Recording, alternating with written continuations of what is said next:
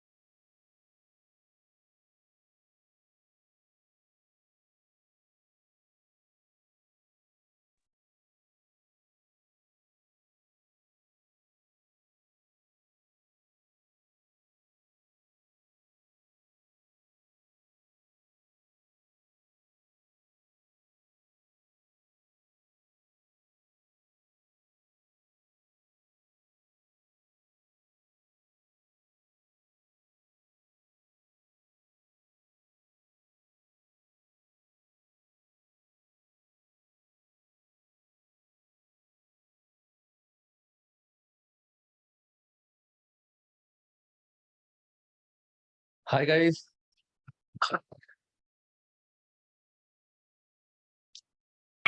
Good evening, sir. Good evening. Hello, sir. Hi Tanya. Hi Rohan. Hi Niranjan. Hello, sir. Chalo. So let's start the next part. So we were doing chapter number 14, that is trade payable and trade receivable. और उस chapter में मैंने तुम्हारे को एक part कराया था अभी. One part. Just give me one small second.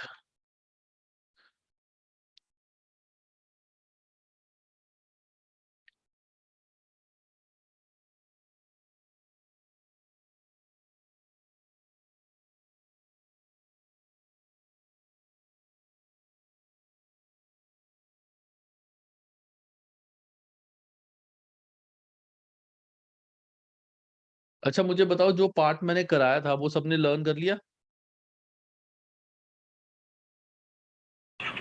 Yes, sir. Yes, sir. Contra तक Yes, sir. बताएंगे आप. क्या कह रहे हो रोहन? यस सर, कॉन्ट्रा तक आप बताएंगे. कॉन्ट्रा तक कर लिया ना? ठीक है हाँ. ठीक है ठीक है. चलो अब हम करते हैं उसका एक क्वेश्चन. मुझे ना उसका क्वेश्चन निकालने दो. वो एक्चुअली क्वेश्चन मैंने देना है तुम्हें काप्लान से. मुझे देखने दो काप्लान की अगर मेरे पास वो क्वेश्चन रखा हुआ है.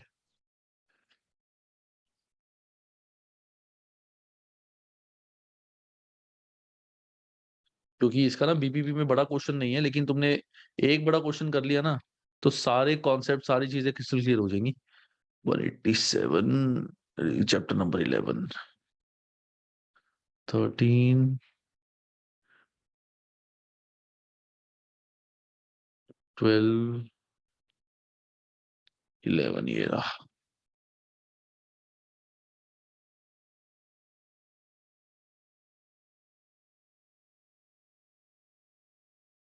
इसमें कॉन्ट्रा रिकॉन्सिलिएशन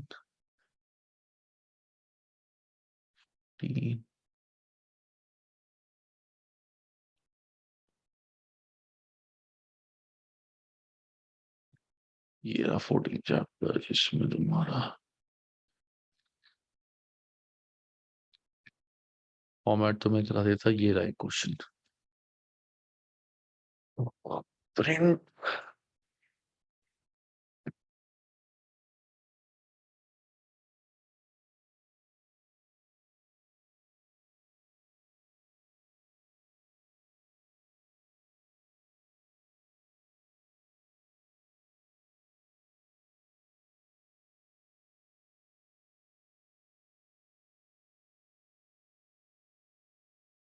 ठीक है. File save as JPG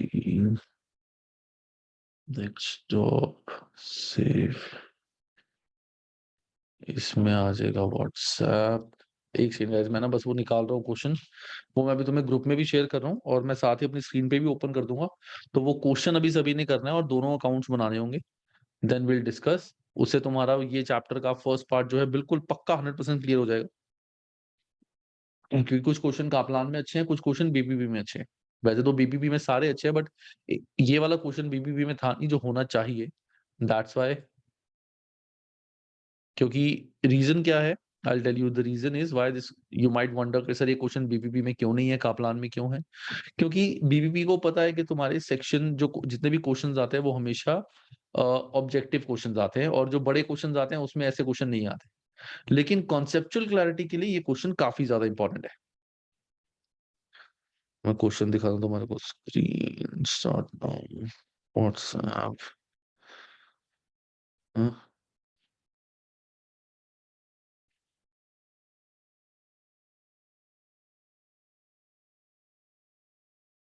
so guys this is the question. मैं थोड़ा सा इसको जूम कर रहा हूँ. ये रहा क्वेश्चन. सो ये क्वेश्चन है, ये सबको ठीक से विजिबल है? Yes sir. ठीक है. एक एक छोटा सा सेकंड और.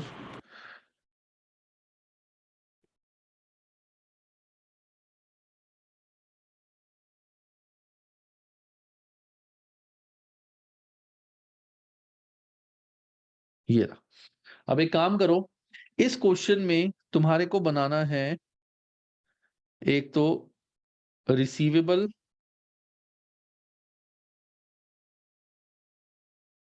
लेजर, कंट्रोल अकाउंट, और एक बनाना है पेबल, लेजर, कंट्रोल अकाउंट। और मुझे बताओ ये बनाने के बाद तुम्हारा रिसीवेबल का ये बैलेंस कितना आ रहा है और पेबल का ये बैलेंस कितना आ रहा है, टू बी कैलकुलेट जो दिखा हुआ है ये कितना आ रहा है। फटाफट से अकाउंट्स बनाओ कॉपी में और मुझे बताओ।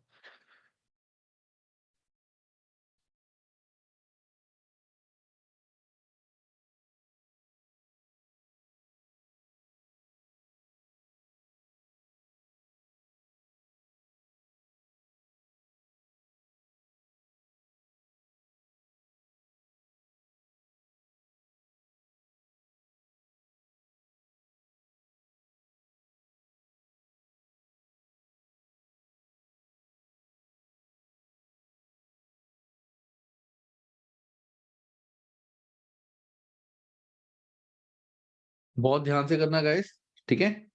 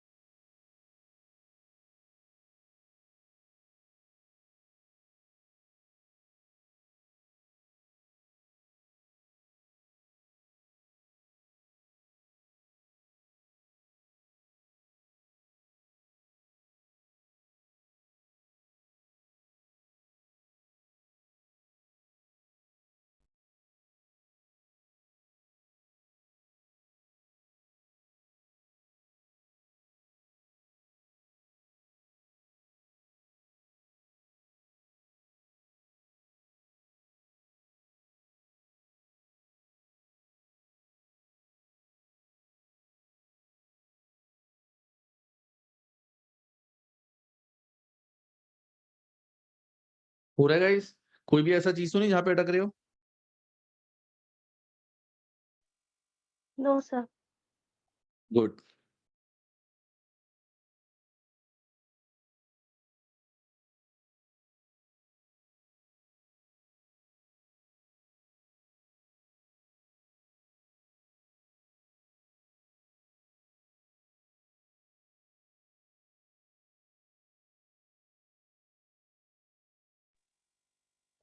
सर ये रिसीवेबल्स और पेबल्स का अकाउंट है तो इसमें कैश सेल्स और कैश परचेजेस तो मेंशन ही नहीं करते होंगे ना।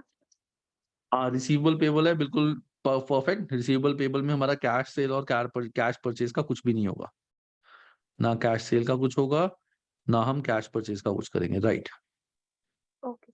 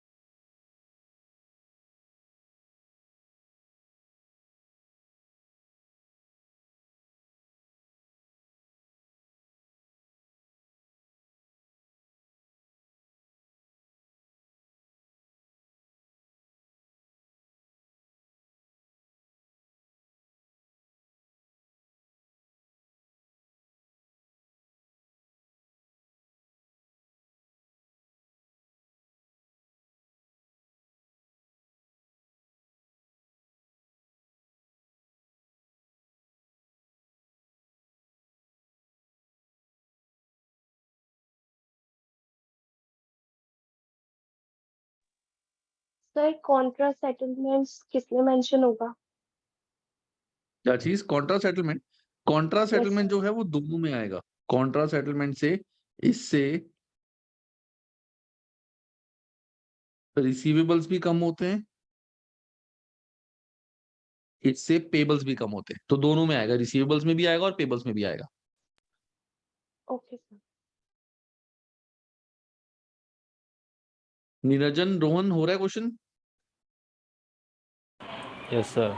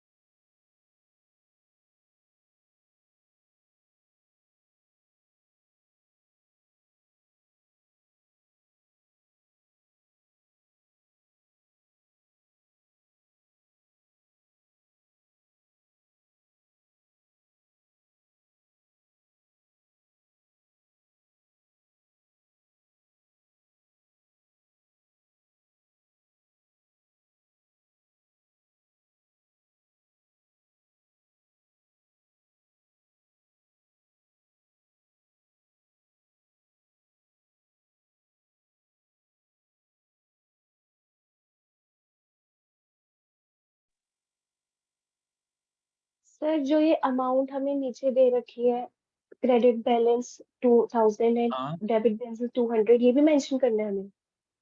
हाँ, अगर हम रिसीवेबल की बात करते हैं, जैसे रिसीवेबल का अकाउंट बना रहे हैं, तो रिसीवेबल में तुम्हारे को जो ये वाला बैलेंस दिया हुआ है, दिस इज तुम्हारा 200, ये 200 है, हाइड हो गया ये। तो जो 200 तुम्हारा है, ये रिसीवेबल का बैलेंस है 2000 क्रेडिट, तो हम 2000 यहाँ लिख देंगे, क्योंकि क्रेडिट बैलेंस जो होता है वो हमेशा अकाउंट क्लोज होने के बाद जो क्रॉस साइड वाला होता है वो देखा जाता है। तो हमें 2000 क्रेडिट बैलेंस गिवन है, तो इसको हम यहाँ लिख देंगे 2000 इस साइड। तो ये हमें गिवन है, ये वाला बैलेंस हमें निकालना है, और ये वाला जो बैलेंस है इसको बोलेंगे हम कि रिसीवेबल का डेबिट बैलेंस कितना आ रहा है। Okay sir. सर हो गया फिर ये। ओके, सर निरंजन हो हुआ? गया। Sir debit. यस सर हो गया। ओके, रोहन सर नहीं हुआ सर, मेरा कितना हुआ? क्या समझ नहीं आया? मेरा गलत आ गया तो फिर से कर रहा हूँ। तुम्हें कैसे पता कि गलत हो गया? तो आंसर तो है नहीं इसमें। नहीं सर, सारे एंट्री में रिसीवेबल्स में भी किया था और पे नहीं नहीं, ये तुम पेबल्स थोड़ा में ध्यान भी से, किया। थोड़ा ध्यान से पढ़ो, ऐसे नहीं, थोड़ा सा ध्यान से पढ़ाई करो, ठीक है? चलो अब बात करते हैं सबसे पहले रिसीवेबल की। मुझे पहले आंसर बताओ, रिसीवेबल का क्या क्या आ रहा है तान्या? सर 47,900। 45900 ये आ रहा है रिसीवेबल का तुम्हारा। और क्या नाम है निरंजन, तुम्हारा कितना आ रहा है? 50 100। 50100। ओके, दोनों का डिफरेंट आंसर आ रहा है, चलो चेक करते हैं। तो रिसीवेबल लेजर में हमारे को ओपनिंग बैलेंस डेबिट दिया हुआ है 54,000, तो 54,000 यहाँ आ जाएगा। क्रेडिट बैलेंस दिया हुआ है 1000, 1000 यहाँ आ जाएगा। तो ये तो है सबसे पहली चीज। दूसरा, क्रेडिट सेल से रिसीवेबल बढ़ते हैं तो यहां आ जाएगा 251000, ये हो गया। कैश सेल नहीं आता, क्रेडिट परचेज यहां कहीं नहीं आएगा, कैश परचेज नहीं आएगा। क्रेडिट सेल्स रिटर्न 11,000 से हमारी क्रेडिट सेल रिटर्न होंगी, तो जो सेल्स रिटर्न होते हैं उससे रिसीवेबल कम होता है, यहां आ जाएगा। क्रेडिट परचेज रिटर्न यहाँ कहीं नहीं आएगा। Amount receive from credit customers, customer से हमें पैसे आए हैं तो 242 यहाँ पे आ जाएगा क्योंकि कस्टमर से पैसे आए हैं। डिसऑनर्ड चेक्स, अब डिसऑनर्ड चेक्स कस्टमर ने हमें पैसे दिए थे, वो चेक डिसऑनर हो गए, 500 यहाँ आएगा। तो जो होता जा रहा है मैं उसको टिक करता रहता हूँ, ये भी हो गया, ये भी हो गया, ये भी लिख दिया हमने, ये भी लिख दिया, ठीक है। ये आएगा नहीं, ये आएगा नहीं, okay. Amount paid to credit supplier नहीं है। कैश डिस्काउंट रिसीव्ड, हमें डिस्काउंट कहां से मिलता है? डिस्काउंट मिलता है हमें जिसको पेमेंट करनी होती है, मतलब ये हमारा है पेबल्स के लिए। इररिकवरेबल डेट रिटर्न ऑफ 4000 से हमारे रिसीवेबल कम हो जाएंगे, इररिकवरेबल डेट रिटर्न ऑफ, ये हो गया। इंक्रीज इन अलाउंस, अलाउंस का हमारे रिसीवेबल से कोई रिलेशन नहीं होता, हमने रिसीवेबल चैप्टर कर लिया है, उसमें हमने पढ़ा है कि अलाउंस को कभी भी हम रिसीवेबल में दिखाते ही नहीं, अलाउंस का अलग अकाउंट बनता है, तो इसका रिसीवेबल से कोई लिंक ही नहीं होगा। Interest charge to customers, customer से हमने इंटरेस्ट चार्ज किया है तो 1400 यहां आ जाएगा। कॉन्ट्रा सेटलमेंट, इससे रिसीवेबल कम होते हैं, 800 यहां आ जाएगा। रिसीवेबल का हमें क्रेडिट बैलेंस दिया हुआ है, मतलब ये वाला बैलेंस, तो ये हमें दिया हुआ है 2000।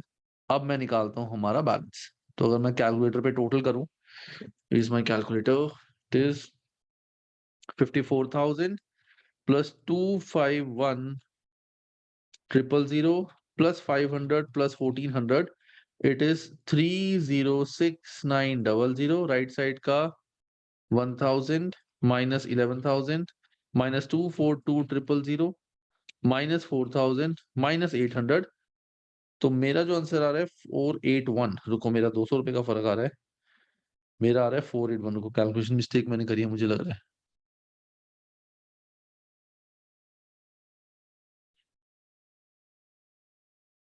$54,000 plus 251,000 plus 500 plus 1400 minus 1000 minus 11,000 minus 242,000 minus 4000 minus 800, मेरा आ रहा है 48100, बट 48100 आ नहीं सकता, कुछ मिस्टेक करी है मैंने, रुको।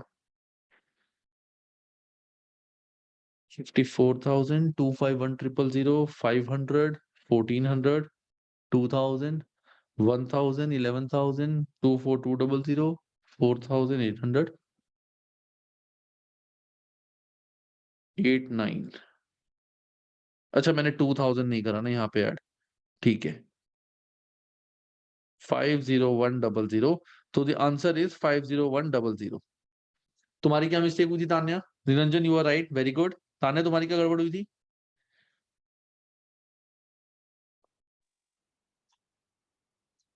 सर आई थिंक मैंने 2000 माइनस किया तो मेरा 46100 आ रहा था।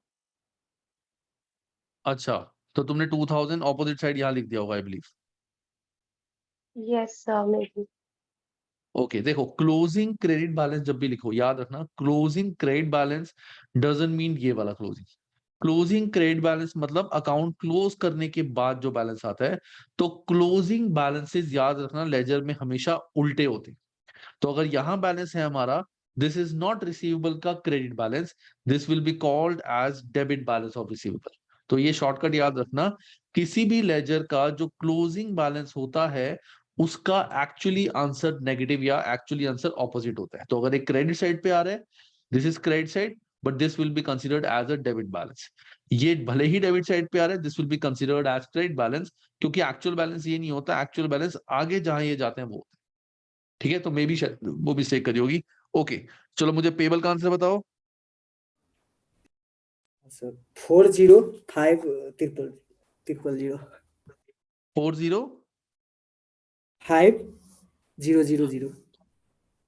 405,000 या इतना तो नहीं हो सकता, खैर बट चलो कोई बात नहीं। तान्या? 39,800। 39,800। जो मिस्टेक तुमने यहाँ करी है तुमने वही मिस्टेक इसमें करी है, ठीक है ना। तुम्हारा जो रिसीव पेबल का बैलेंस आ रहा है डेबिट साइड वो 200 आ रहा है, तो तुमने 200 यहाँ लिख दिया होगा ना। Yes sir. नहीं तो 200 तुम्हारा इस साइड आएगा वो, तो बाकी तुम्हारा जो अच्छा, तो करेक्ट आंसर होगा तो इसमें 400 ऐड हो जाएगा। 40,200 right, and this 40,200। Is the right answer. Check कर लेते हैं जल्दी से। पेबल लेजर में हमारा ओपनिंग बैलेंस है डेबिट 200, ओपनिंग बैलेंस क्रेडिट हमारे को दिया हुआ इट इज 43,000, ठीक है। क्रेडिट सेल ऑलरेडी हो चुकी है, इन पे टिक मैं कर चुका हूँ। क्रेडिट परचेज, इससे पेबल बढ़ते हैं तो 77,000। उसके बाद क्रेडिट परचेज रिटर्न 3,000 यहां आ जाएगा, ये नहीं आएगा, ये नहीं आएगा। Amount paid to credit supplier, इससे हमारे पेबल कम होंगे तो 74,000। कैश डिस्काउंट रिसीव्ड, हमें डिस्काउंट मिला है मतलब हमारे पेबल कम हो गए इससे भी, तो 2,000 यहां आ जाएगा। ये नहीं आएगा, ये नहीं आएगा, ये नहीं आएगा। कॉन्ट्रा सेटलमेंट 800 यहां आ जाएगा। और क्लोजिंग हमें दिया हुआ है पेबल का 200 डेबिट साइड पे, मतलब हम यहां लिखेंगे। अब हम करते हैं इसको भी क्लोज, तो ये आ जाएगा 43,000 plus 77,000 plus 200, it is 120,200 minus 200 minus 3,000 minus 74,000 minus 2,000 minus 800, it is 40200, this is the balance। समझ आया सबको? रोहन तुम्हें समझ आया ये थोड़ा बहुत? सर निरंजन से उसने जो सॉल्व किया था उसका फोटो ग्रुप में भेजेगा तो मैं कुछ देख लूँगा समझ नहीं आया रोहन, मुझे क्या कह रहे हो, दोबारा बोलो एक बार। निरंजन का जो नोट बनाया था उसने, उसको फोटो कैप्चर करके ग्रुप में सेंड कर सकता है वो। निरंजन ने जो आंसर किया इस चीज का, हाँ ये मैंने कर तो दिया हाँ, साथ ही। वो बनाया होगा वो भी। हाँ आप कर दिए थे, पर उसमें वो नोट जो बनाता है उसमें क्लियर होता है, इसलिए पूछ रहा हूँ। नहीं उसका तो अभी देखो, निरंजन का तो छोड़ो, अभी वो तो दे ही देगा तुम्हें। बट तुम मुझे बताओ, मैंने क्वेश्चन अभी लाइव सॉल्व करवाया, तुम्हें समझ कुछ भी नहीं आया इसमें से? रिसीवेबल का समझ में आया था। रिसीवेबल का समझ आया खाली, हाँ पेबल का कुछ समझ नहीं आया? तुमने नहीं अकाउंट लर्न सर। किया था रोहन, जो पहले वाला था, जो मैंने कल अकाउंट बनाया था, उसमें तो अकाउंट जो मैंने तुम्हें बनवाया था, जो तुम्हें मैंने कल भेजा था ना कि सर कॉपी में नहीं बना लो सर, ये। अब पेएबल जब क्लास ले रहे थे मैं नहीं था, बाथरूम चला गया था। अच्छा, तो तुमने रिकॉर्डिंग भी नहीं देखी फिर? नहीं अभी का बोलता हूँ सर, कल का रिकॉर्डिंग वो तो देख लिया था, वो पता है मुझे। तुम्हारे अभी पास का बोल। नोट्स है मेरे, नोट्स है हाँ मेरे F3 के? हाँ है सर। तो फॉर्मेट तो मैंने नोट्स में भी बनाया हुआ चैप्टर नंबर 14 में।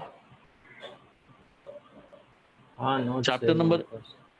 चैप्टर नंबर 14 में नोट्स के देखना, उसमें मैंने दोनों पूरे पूरे फॉर्मेट बनाए हुए हैं ऑलरेडी। वो तो मैंने क्लास में बनाए थे ताकि प्रैक्टिस हो जाए। हाँ सर बनाया था। सर, हाँ, interest charge to customer payable account में नहीं आएगा? कस्टमर कौन होता है? कस्टमर तो हम अरे अगर मैं कस्टमर बोल रहा हूँ, मैं अपने आप को थोड़ी रिप्रेजेंट करूंगा। कस्टमर चार्ज नहीं करेगा इसे। है ना, कस्टमर कौन होता है? हमारे जिनसे हमें पैसे आने होते हैं, जिनको हम सामान सेल करते हैं, तो ये ये रिसीवेबल ही सर, होंगे ना। ठीक है, क्लियर होगा। टाइप मेरा ये कैलकुलेशन मिस्टेक हो गया। ओके ओके ओके, बट ये तो तुमने सही बताया था। Yes, sir. तुम्हारा लैक्स में आ रहा था फिगर, वो थोड़ी सी गड़बड़ हो गई थी, तो कुछ और था उसमें। एनीवेज रोहन, तुम्हारे लिए I am concerned a bit. तुम एक काम करना, आफ्टर द क्लास ना मैं तुमसे एक बार बात करूंगा, बिकॉज मुझे लग रहा है कि यू आर लैगिंग एंड कुछ प्रॉब्लम है। I need to discuss it with you because it's very important, ठीक है ना। आई कांट सी के क्लास में जैसे मैं क्वेश्चन करा रहा हूँ तुम्हें क्वेश्चन ही समझ नहीं आया, क्या हो रहा है क्या नहीं हो रहा, वो थोड़ा सा it's a bit concern for me. तो आफ्टर द क्लास में तुमसे बात करता हूँ। अभी जो आगे होगा उन सब पे ध्यान से समझ के उसको करने की कोशिश करना, ठीक है? ठीक है सर। चलो, अब हम बढ़ते हैं आगे गाइस। क्वेश्चन तुम दोनों ने बहुत अच्छा किया है, निरंजन तान्या। बाकी जो बच्चे नहीं आए अब ठीक है, वो होमवर्क में करेंगे, मैं कुछ नहीं कर सकता। ये मैं चाहता था सारे बच्चे क्वेश्चन क्लास में साथ साथ करें, ताकि सबको कॉन्सेप्चुअल क्लैरिटी हो गई कौन सी चीज कहाँ आएगी। एक बार ये क्वेश्चन हो गया तो ये चैप्टर हमारा काफी हद तक हो जाता है। चलो एनीवेज, आज भी काफी सारी चीजें तुम्हारे को लिखने को मैं बोलूंगा, जब बोलूंगा तब लिखना, अभी नहीं लिखना। तो अभी हमने, अब जो मैंने तुम्हें बताया था कि receivable ledger control account, payable ledger control account, तुम उन दोनों सेम अकाउंट को you can consider them as receivable account and payable account. तुम इंडिविजुअल अकाउंट्स भी करके उनको समझ सकते हो। ऐसा नहीं है कि तुम्हें खाली कंट्रोल के ही थ्रू करना है। अगर खाली किसी रिसीवेबल का या खाली किसी कस्टमर का अकाउंट है तो उसको भी तुम बिल्कुल एग्जैक्टली ऐसे ही कर सकते हो। जैसे इन्होंने एग्जाम्पल का दिया हुआ है, कस्टमर का ओपनिंग बैलेंस इतना था, कस्टमर मतलब रिसीवेबल, डेबिट बैलेंस इतना था, इनवॉइस मतलब इतनी हमने उसको क्रेडिट सेल करी, इतनी क्रेडिट सेल करी, उससे इतने हमें पैसे आ गए, इतना हमने उसको डिस्काउंट दे दिया, इतना हमने उसको क्रेडिट नोट दे दिया। क्रेडिट नोट मतलब ये हो गया मेरा सेल्स रिटर्न, के सेल्स रिटर्न हो गया, और ये आ गया हमारा बैलेंस कि कस्टमर से हमें इतने पैसे अब आने। ठीक है ना। तो ये चीज जो हमने RLC receivable ledger control account में करी थी, same thing we can do for receivable account and payable account. तो ऐसे ही इन्होंने दो अकाउंट बनाए हुए हैं। ठीक है, इसका तुम्हें कुछ खास नहीं करना, इट इज नॉट रिक्वायर्ड। इसको वी कैन सिंपली स्किप, इसको हम छोड़ सकते हैं, इसको बिल्कुल छोड़ दो, इसमें सोचने की जरूरत नहीं है। कॉन्ट्रा एंट्रीज क्या होती हैं, ये भी मैंने तुम्हारे को लास्ट क्लास में बता दिया था कि कॉन्ट्रा एंट्रीज क्या होती हैं। Sometimes a business may have a customer which also supplies the business with goods, मतलब कोई कस्टमर भी है और वो हमारा सप्लायर भी है, तो हमें उसको पैसे देने भी हैं, हमें उससे पैसे लेने भी हैं। तो उसका तरीका क्या होता है हमारा, जैसे फॉर एग्जाम्पल एक पर्सन है ए, वो हमारा रिसीवेबल भी है और वो हमारा पेबल भी है। एज रिसीवेबल उसका बैलेंस है 3000, एज पेबल उसका बैलेंस है 800। तो कॉन्ट्रा हमारे यहाँ पे क्या होगा, it is lesser amount between receivable और पेबल इज कॉन्ट्रा। तो मतलब यहाँ पे लेसर अमाउंट कौन सा है, 800, तो 800 हमारा कॉन्ट्रा हो जाएगा। हम यहां से भी 800 माइनस कर देंगे और यहां से भी 800 माइनस कर देंगे, तो अब देना उसको कुछ नहीं है, उससे हमें नेट 2200 आने हैं। This is called Contra.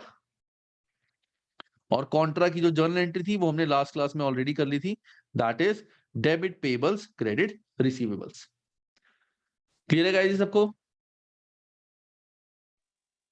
Yes, sir. Yes sir.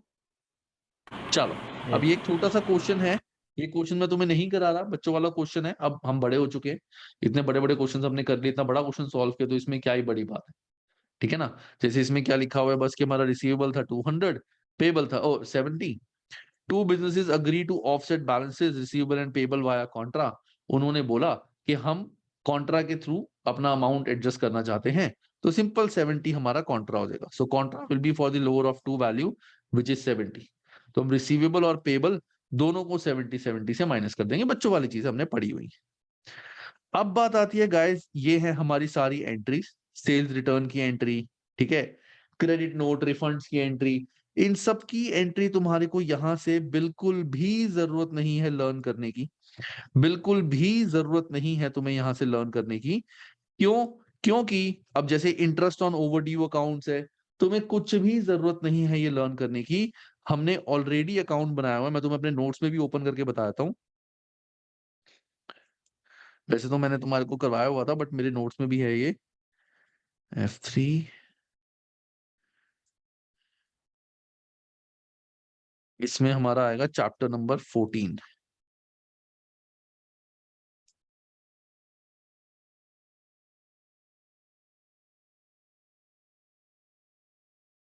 Sixteen 15 14, ये देखो। अब रिसीवेबल लेजर कंट्रोल अकाउंट हम सबने बनाया था। अब यहां से हम चाहे तो कोई भी एंट्री कर सकते हैं, अकाउंट हमें पता है क्या, इंटरेस्ट चार्ज टू रिसीवेबल, उसकी एंट्री क्या होगी? तो हमें पता है रिसीवेबल जब इंटरेस्ट चार्ज करते हैं तो रिसीवेबल बढ़ता है, तो यहां आएगा। तो entry will be receivable account debit credit interest, receivable account debit credit interest. ठीक है, डिस्काउंट मिलता है रिसीवेबल से, तो डिस्काउंट से रिसीवेबल कम होते हैं, तो राइट साइड में आएगा। तो discount account debit credit receivable, हमारी इस तरह से एंटी क्लॉकवाइज जर्नल एंट्री चलती है। This account debit to this account, then this account debit to this account, anti clockwise हमारी एंट्री चलती है। तो तुमने अगर ये अकाउंट अच्छे से लर्न कर लिया है, कोई भी एंट्री तुम इन अकाउंट से कर सकते हो। तो जो एंट्रीज मैं तुम्हें दिखा रहा था वो यही सारी एंट्रीज हो रखी है, हमें जरूरत नहीं है क्योंकि हम ऑलरेडी ये चीज पढ़ चुके हैं। एंड मैं बिल्कुल नहीं चाहता कि तुम चीजों का रट्टा मारो, इन द सेंस, देखो अकाउंट का भी रट्टा ही मारना है वैसे तो, तुम कहोगे सर ये भी तो रट्टा ही है, बट ये थोड़ा बहुत साथ साथ लॉजिक्स भी चल रहे हैं कि रिसीवेबल का अकाउंट डेबिट होता है कि क्रेडिट, उसमें वो चीज कहाँ आएगी। तो यहाँ पे वो सब कुछ इन्होंने एंट्रीज कराई हुई, तुम्हें कुछ भी लर्न करने की जरूरत नहीं है, सब कुछ मैं तुम्हारे को बता चुका हूँ। जैसे इन्होंने एंट्री करी है, अगर बात करते हैं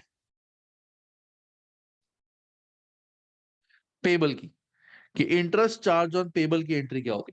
तो अगर तुम माइंड में सोचो, पेबल का बैलेंस होता है क्रेडिट, पेबल का हमारा बैलेंस होता है क्रेडिट, बिल्कुल सही सर। तो पेबल पे अगर हम इंटरेस्ट हमें देना पड़ रहा है एडिशनल, तो पेबल्स बढ़ेंगे हमारे, कि एक तो नॉर्मल अमाउंट भी देना है, इंटरेस्ट भी देना है, तो इंटरेस्ट हमारा यहाँ पे आएगा। सो दैट मीन्स हमारा एंट्री क्या हो जाएगी, debit interest credit payable. So debit interest credit payable, this is the journal entry. Clear है गाइस सबको? Yes sir. चलो, अब नेक्स्ट आता है हमारा डिस्काउंट्स, ये थोड़ा सा अलग कॉन्सेप्ट है। नेक्स्ट पार्ट है हमारा डिस्काउंट्स, इसके लिए भी मुझे 1 मिनट दो बिल्कुल। ओ डिस्काउंट्स ये रहा, मुझे 1 सेकेंड इसका देखने दो, सप्लायर वाला नेट ऑफ डिस्काउंट अगर कस्टमर एक्सपेक्ट करता है,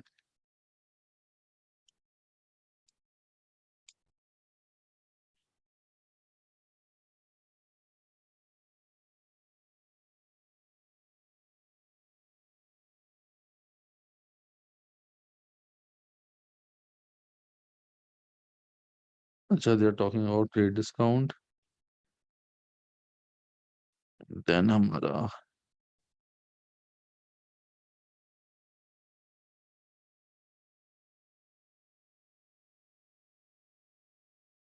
अच्छा ठीक है, जस्ट मुझे 1 मिनट देना गाइस, मैं ना फिर सारी डिस्काउंट का भी ना तुम्हें पूरा फॉर्मेट बता दूंगा। एक सप्लायर स्टेटमेंट रिकॉन्सिलिएशन, अच्छा यहाँ पे डिस्काउंट्स है ही नहीं, सेटलमेंट डिस्काउंट यहाँ पे तुम्हारा सिलेबस में से इस बार डिलीट हो गया क्या,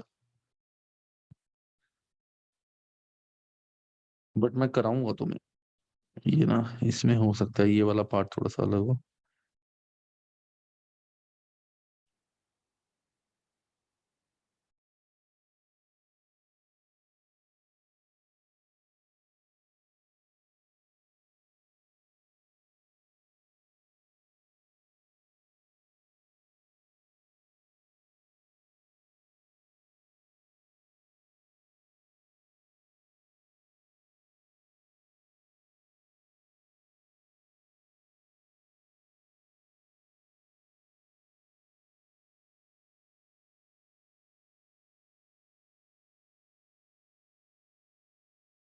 नहीं इसको छोड़ देना गाइस, तुम्हारे को मैं ये वाला अलग कराऊंगा, बुक में से नहीं हम करेंगे, वी विल डू जैसा मैं तुम्हें बताता हूँ।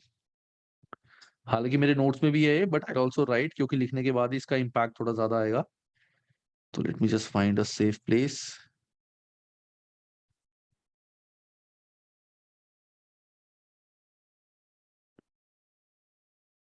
ये रहा, चलो। अब देखो गाइस हमारे ना डिस्काउंट्स होते हैं, अब there are two type of discount, there are two type of discounts. एक होता है हमारा ट्रेड डिस्काउंट, जिसको हम बल्क डिस्काउंट भी बोलते हैं। एक होता है ट्रेड डिस्काउंट जिसको हम बल्क डिस्काउंट भी बोलते हैं, और दूसरा होता है हमारा कैश डिस्काउंट, जिसको हम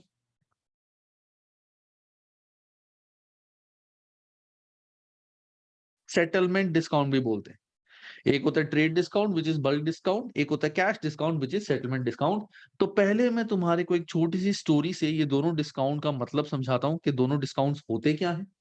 उसके बाद तुम्हारे को मैं इनका ट्रीटमेंट बताऊंगा। तो पहले तुम्हें इनका मतलब पता होना चाहिए कि ट्रेड डिस्काउंट और कैश डिस्काउंट होता क्या है। पहले I would want any one of you if you can help me, trade discount क्या होता है, कैश डिस्काउंट क्या होता है। ट्राई करो, अगर तुम्हें कुछ पता है तो मुझे बताओ।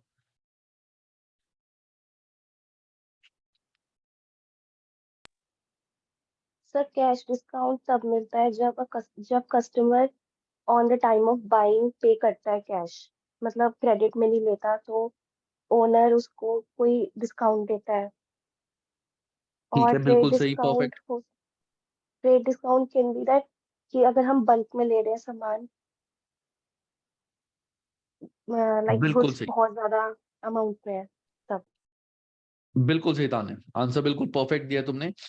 बल्क डिस्काउंट क्या होता है? बल्क डिस्काउंट इज जब भी हम अपना सामान बल्क में परचेज करते हैं। जैसे एग्जांपल, मेरा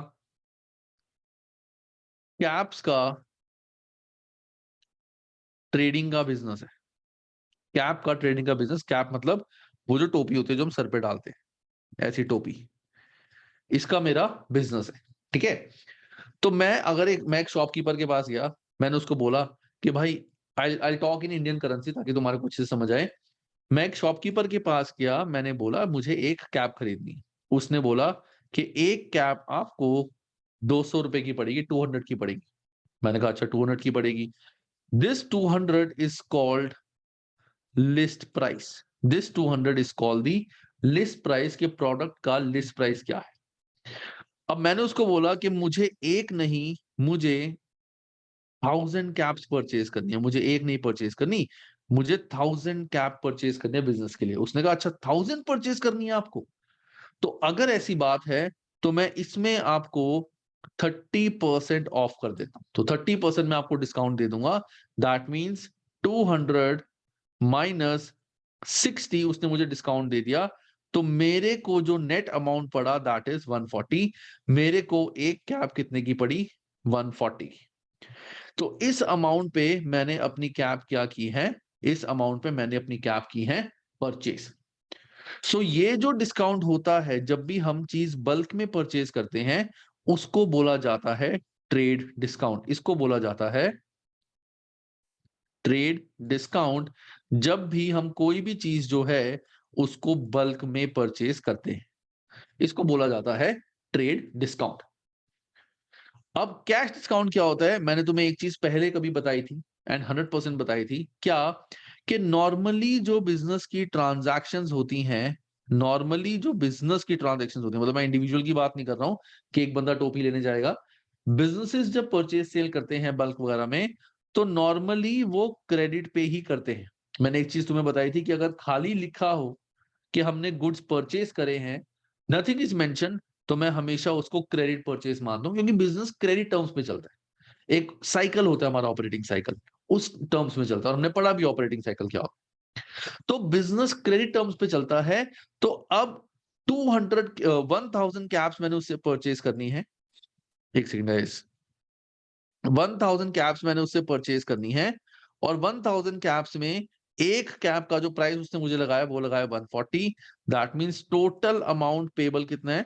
टोटल अमाउंट पेबल जो मुझे उसको देना है that is 140 into 1000, that is 140,000। मुझे उसको 1,40,000 जो है वो देने। अब मैंने बताया था बिजनेस टर्म्स जो होती हैं वो हमेशा होती हैं क्रेडिट पे। इसको मैं यहां लिख देता हूं। तो मुझे उसको जो पे करने हैं पेबल, मुझे देने हैं 140। बिल्कुल सही सर। तो नॉर्मली हमारी टर्म्स क्या होती है कि 3 मंथ्स बाद में पैसे दे दूंगा। नॉर्मली हमारी टर्म्स क्या होती हैं कि 3 मंथ बाद में पैसे दे दूंगा। अब हुआ ये कि उसने मुझे बोला, जो सप्लायर है उसने बोला कि देख, एक मैं तेरे को चीज बताता हूं, ध्यान से सुनना। यहाँ पे तुम्हारा ट्रीटमेंट जो इसका होगा वो जो तुमने अभी तक पढ़ा हुआ है 11th-12th में अगर पढ़ा हुआ है उससे टोटली अलग होगा, but concept remains the same. तो उसने बोला कि ये जो पैसे तूने मेरे को 3 मंथ्स बाद देने हैं, ये पैसे जो तूने मुझे 3 मंथ्स बाद देने हैं, अगर तू ये पैसे मुझे अभी, that means with in 7 days दे देगा। अगर तू ये पैसे मुझे विद इन 7 डेज दे देगा तो मैं फर्दर तुझे 10% का डिस्काउंट दे दूंगा। 3 महीने बाद तो पैसे देनी है 140, लेकिन अगर मैं उसको आज की डेट में विद इन 7 डेज मैं उसको कंफर्म करता हूं कि मैं पैसे दे दूंगा, तो मुझे फर्दर 10% डिस्काउंट दे देगा। दैट मीन्स 14,000 का मुझे फर्दर डिस्काउंट मिल जाएगा। तो बैलेंस मुझे 126 इतना उसको अमाउंट पे करना पड़ेगा, बट द कंडीशन इज कि विद इन 7 डेज मैं उसको पे कर दूं। This is called settlement discount. So trade discount का मतलब क्या होता है? जब भी हम चीज बल्क में परचेज करते हैं तो जो सप्लायर होता है या हम बल्क में सेल करते हैं तो हम उस पर कुछ डिस्काउंट मिल जाता है, हम कुछ डिस्काउंट उसमें दूसरे पर्सन को दे देते हैं कि यार इतना सारा सामान परचेज कर रहा है तो उसको हम थोड़ा ट्रेड डिस्काउंट दे देते हैं। दूसरा होता है कि जब पैसे हमें देने होते हैं या पैसे आने होते हैं तो rather than giving the money, अभी मैं पेमेंट की टर्म से लेके चलता हूं, giving the money in 3 months, मैंने बोला कि मैं तुम्हें 7 दिन में पैसे दे दूंगा, तो मुझे कितना डिस्काउंट दोगे? उसने कहा अगर 7 दिन में पैसे दे दोगे तो मैं तुम्हें फर्दर 10% डिस्काउंट दे दूंगा। This is called settlement discount और कैश डिस्काउंट। तो पहले मुझे बताओ ये चीज तुम सबको क्रिस्टल क्लियर है कि ट्रेड डिस्काउंट क्या होता है, कैश डिस्काउंट क्या होता है? फिर हम बात करेंगे इसके ट्रीटमेंट की। Clear sir. Clear sir. Rohan, Niranjan, clear sir. चलो अब बात करते हैं हम इसके ट्रीटमेंट की। उसके लिए मैं अपने नोट्स में से ही तुम्हें कराता हूं। I will open notes because मैं लिखूंगा फिर तुम्हें बोलूंगा लिखने को, तो मेरे नोट्स में ऑलरेडी लिखा हुआ है। ये जो पार्ट है ये आएगा तुम्हारा चैप्टर नंबर 4 में, आई थिंक ये चैप्टर नंबर 4 में आएगा। तो सबसे पहली जो बात आती है गाइस वो आती है हमारी ट्रेड डिस्काउंट की। ट्रेड डिस्काउंट मैंने क्या बताया था? It's bulk discount. Trade discount की बात क्या होती है? Trade discount is never shown in the books. Trade discount कभी भी हम बुक्स में शो नहीं करते। Transaction is entered after deducting trade discount. जो भी हमने ट्रांजैक्शन करी है ट्रेड डिस्काउंट माइनस करके हम अपनी फिगर बुक्स में रिकॉर्ड करेंगे। एग्जाम्पल मैंने यहां पे लिखा हुआ है, goods purchased of list price $10,000 at a trade discount of 20%। कि $10,000 की चीज थी, मैंने परचेज करी थी और मुझे ट्रेड डिस्काउंट मिला था 20%। तो पहली बात जब मैं गुड्स परचेज करूंगा इसकी जर्नल एंट्री क्या होगी? It is debit purchase credit payable, debit purchase credit payable. अब अमाउंट कितना आएगा परचेज में? तो 10,000 माइनस सीधा सीधा 20%, तो ये हो गया मेरा 8,000। तो सीधा सीधा मैं यहां पे अपना आंसर 8,000 लिख दूंगा। 2,000 यहां कहीं पे भी मुझे अलग से शो करने की जरूरत नहीं है। तो ट्रेड डिस्काउंट कभी भी अलग से बुक में शो नहीं होता। हम ट्रांजैक्शन में सीधा सीधा अपना ट्रेड डिस्काउंट माइनस करके नेट फिगर जो है वो हम लिखते हैं, चाहे परचेज हो चाहे सेल। क्लियर है guys? Yes sir. Yes sir. चलो अब बात आती है कैश डिस्काउंट की। अब कैश डिस्काउंट में देयर आर 2 थिंग्स, एक होता है रिसीवेबल, एक होता है सेलर पर्सपेक्टिव, एक होता है बायर पर्सपेक्टिव। सेलर पर्सपेक्टिव मतलब अगर हमने गुड्स सेल करे, ये ध्यान से देखना, ये चीज नहीं है स्पेशली तान्या तुम्हारे लिए क्योंकि तुमने ये चीज पहले नहीं करी, this is a different case. हम अभी तक इंडिया में थे, हम पढ़ रहे थे इंडियन अकाउंटिंग। तो इंडियन अकाउंटिंग में क्या होता था, जब भी डिस्काउंट की बात होती थी, ये वाले डिस्काउंट की, कैश डिस्काउंट की, अगर उसने हमें पैसे दे दिए तो हम डिस्काउंट रिकॉर्ड करते थे, अदरवाइज डिस्काउंट रिकॉर्ड नहीं करते थे। अब हम जा रहे हैं यूके में। यूके में काफी चीजें जो हैं वो ट्रस्ट पे चलती है। मैंने बताया था बहुत सारी चीजें हमारी हैं जो ट्रस्ट पे चलती है। अब ध्यान से सुनना जो मैं कहना चाह रहा हूं, बहुत ध्यान से। पॉइंट क्या है? सेलर है मेरा, I am thinking as a seller कि मैं सामान मैंने बेचा है, 1,000 की चीज है और कैश डिस्काउंट मैंने देना है 5%। 1,000 की चीज है और कैश डिस्काउंट देना है मैंने 5%। अब मैंने कस्टमर को बोला कि विद इन 7 डेज अगर तू मुझे पे कर देगा, विद इन 7 डेज अगर तू मुझे पे कर देगा तो मैं 5% डिस्काउंट तुझे दूंगा या दूंगी। लेकिन अगर तू मुझे विद इन 7 डेज पैसे नहीं देगा तो कोई डिस्काउंट भी जो है वो नहीं मिलने वाला। मतलब अगर तुम 7 डेज में पैसे दे दोगे हमें तो डिस्काउंट दे देंगे, अगर 7 डेज में पैसे नहीं देने तो कोई डिस्काउंट नहीं मिलेगा। अब हमने कस्टमर से जब इस चीज की बात करी, ध्यान से सुनना, हमने जब कस्टमर्स को ये चीज बोली तो कस्टमर हमें कंफर्म करेगा कि क्या वो डिस्काउंट लेना चाहता है या वो डिस्काउंट नहीं लेना चाहता। ध्यान से, क्या वो डिस्काउंट लेना चाहता है या वो डिस्काउंट नहीं लेना चाहता। मतलब हमने जब कस्टमर को बोला कि अगर तुम 7 डेज के अंदर पैसे दे दोगे तो हम तुम्हें 5% का डिस्काउंट देंगे, वो खुश हो गया, उसने मुझे बोला कि हाँ हाँ मैं 7 दिन के अंदर आपको पैसे दे दूंगा।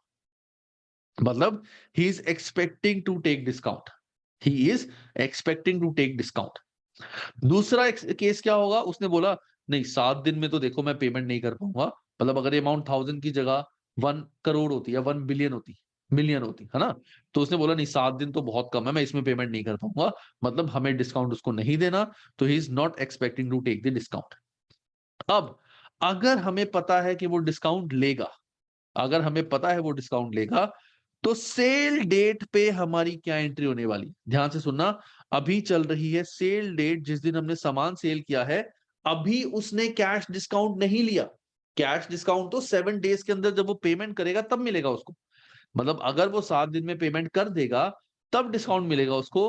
तो लेकिन आज की डेट में मैं अपनी बुक्स में क्या एंट्री करूंगा, जिस दिन सेल करी, जिस दिन मैं सेल करूंगा, अगर तो मुझे लग रहा है कि कस्टमर डिस्काउंट ले लेगा, तो हम ट्रस्ट पे चलते हैं, तो मैं अपनी बुक्स में सेल्स दिखाऊंगा 1 लाख की, 1000 की, डेबिट कर दूंगा रिसीवेबल 950 और डेबिट कर दूंगा डिस्काउंट 50। मैं पहले ही डिस्काउंट दिखा दूंगा अपना 50 का, इसी टाइम पे दिखा दूंगा कि रिसीवेबल से मुझे आने ही 950 है। दैट मीन्स 1000 -5%, मुझे रिसीवेबल से आने ही 950 है। 50 मैंने उसको डिस्काउंट दे दिया क्योंकि वो 7 दिन में पैसे दे देगा, और सेल्स मेरी हुई है 1000। दैट इज अगर कस्टमर एक्सपेक्ट कर रहा है कि मैं डिस्काउंट लूंगा।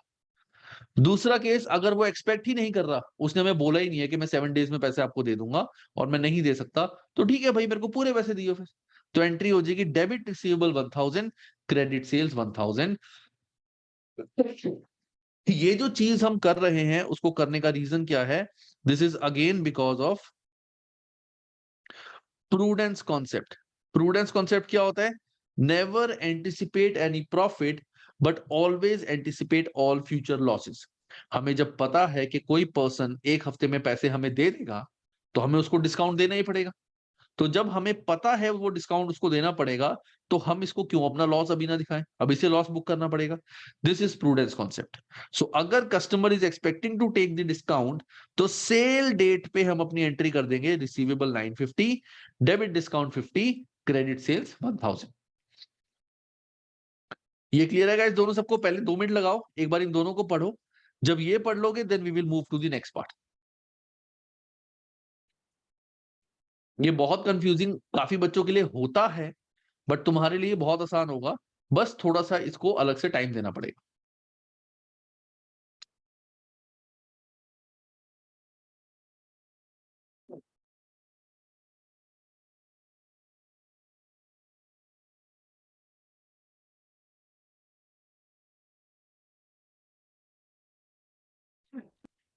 जैसे ही समझ आ जाएगा मुझे बताना, फिर आगे बढ़ेंगे।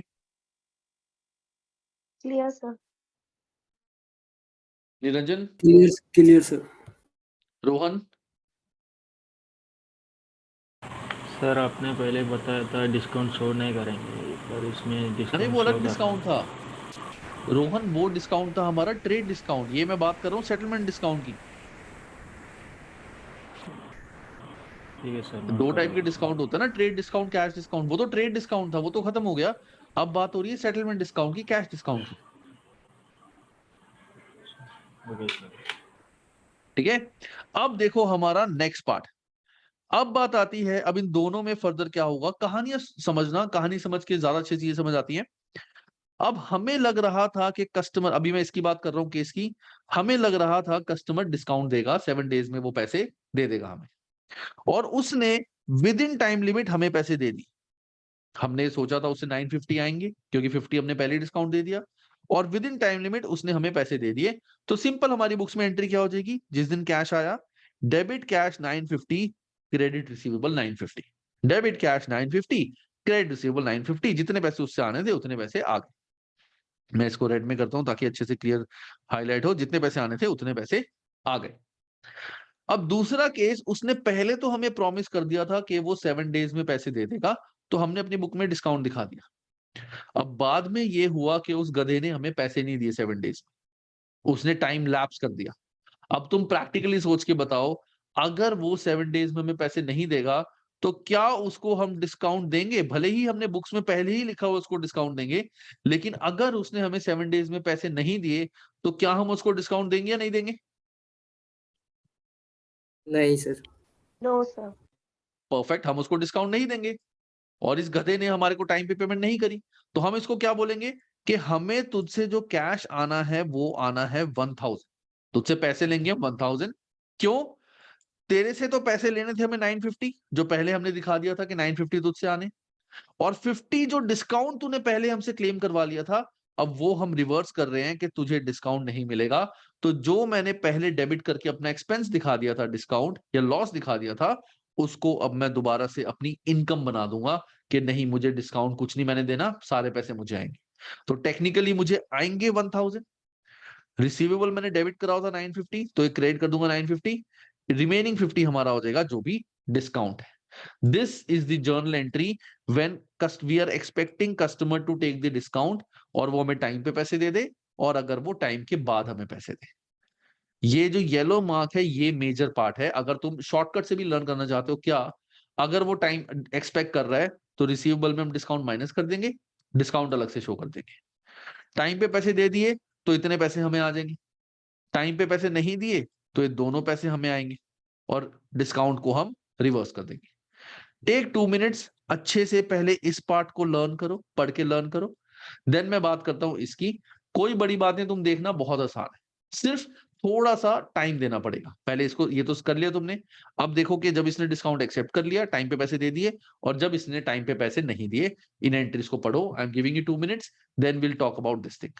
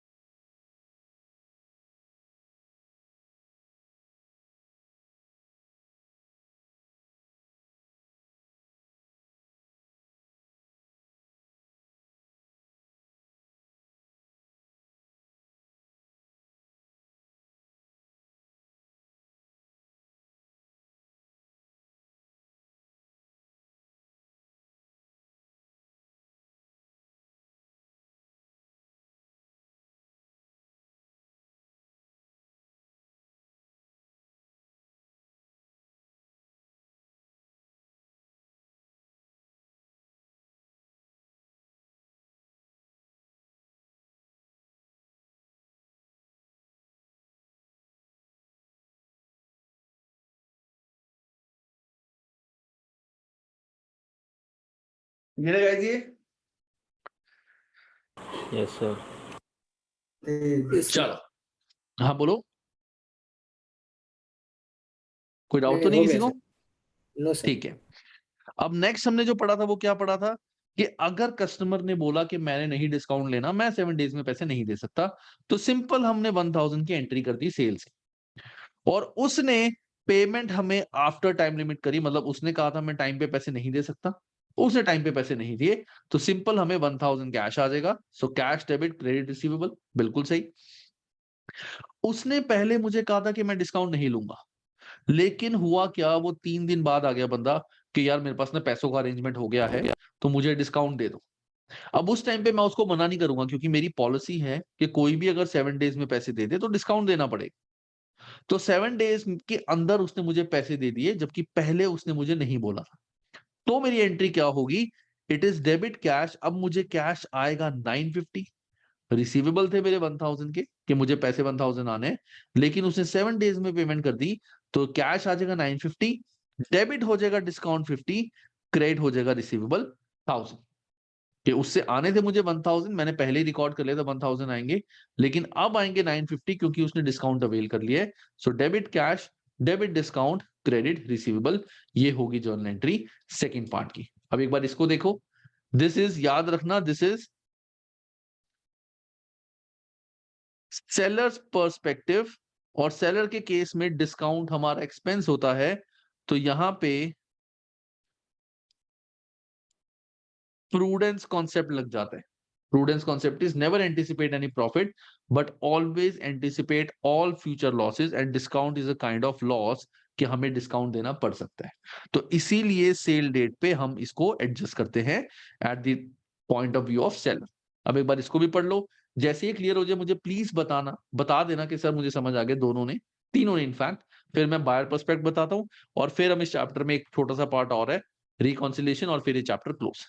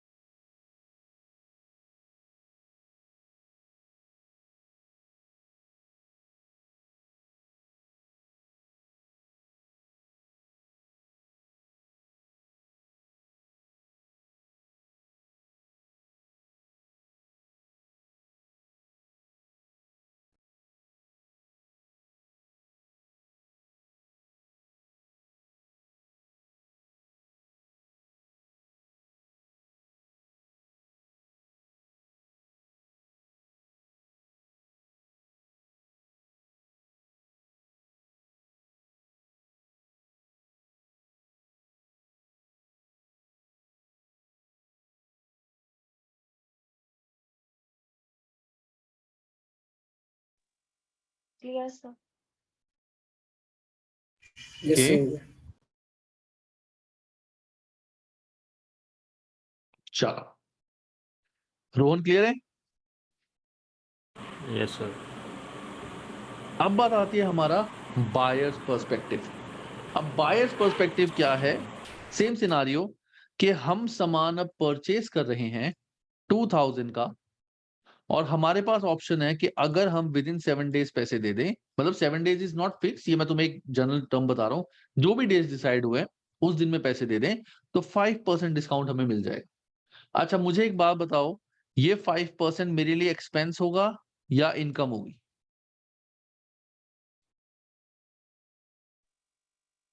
सर फॉर बायर, हाँ, बायर के लिए हम बायर हैं। इनकम। इनकम होगा। इनकम होगा सर। परफेक्ट, कि ये हमारे लिए इनकम होगी। क्यों? क्योंकि हम जब सामान परचेज करेंगे हमें पैसे देने हैं, जब पैसे देने हैं तो हमें डिस्काउंट मिलेगा। Very good. प्रूडेंस कॉन्सेप्ट लगता है एक्सपेंसेस के लिए, फ्यूचर एक्सपेंसेस के लिए, इनकम के लिए प्रूडेंस कॉन्सेप्ट नहीं लगता। तो इसीलिए यहां पे हम कभी भी ये नहीं मानेंगे कि हमें डिस्काउंट मिल सकता है। तो सिंपल, जब हम सामान परचेज करेंगे हम अपनी बुक्स में एंट्री करेंगे डेबिट परचेज क्रेडिट पेबल, कि 2000 का सामान था, हमें 2000 देना है, चाहे हम विद इन 7 डेज पेमेंट करें, चाहे हम 7 डेज में पेमेंट नहीं एक्सपेक्ट करें। क्योंकि प्रूडेंस कॉन्सेप्ट लॉस में लगता है, इनकम पे नहीं लगता, कि नहीं मैं तो 7 डेज में पेमेंट कर दूंगा तो मेरा फायदा हो जाएगा। फायदा जब होगा तब की तब देखी जाएगी, अभी तो पैसे दिए नहीं है ना, अभी तो परचेज करा है। तो परचेज के डेट में हमारी पूरी 2000 की एंट्री हो जाएगी। अगर हम विद इन टाइम लिमिट उसको पे कर देते हैं तो हमें डिस्काउंट मिल जाएगा।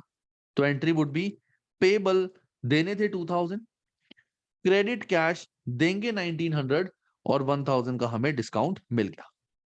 तो अगर हमने with in time limit payment कर दी तो debit payable credit cash credit discount.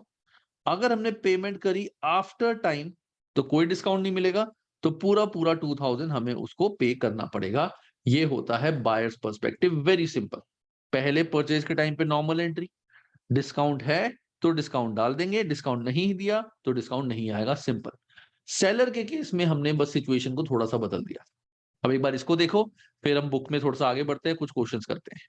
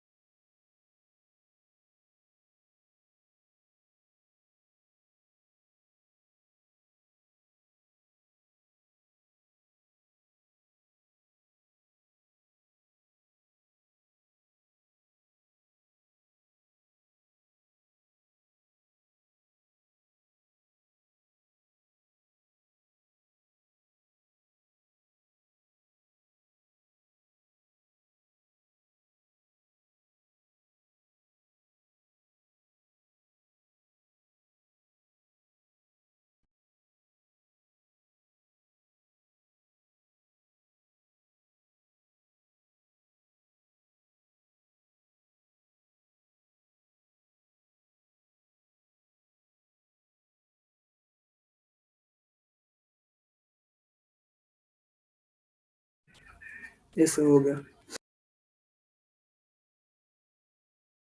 Tanya, Rohan, yes sir. Yes sir.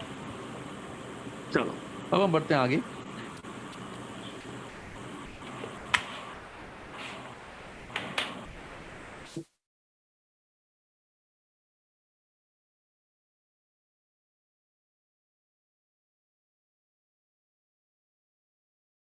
अब एक काम करो, मुझे एक्टिविटी नंबर 2 का आंसर दो, क्या होगा?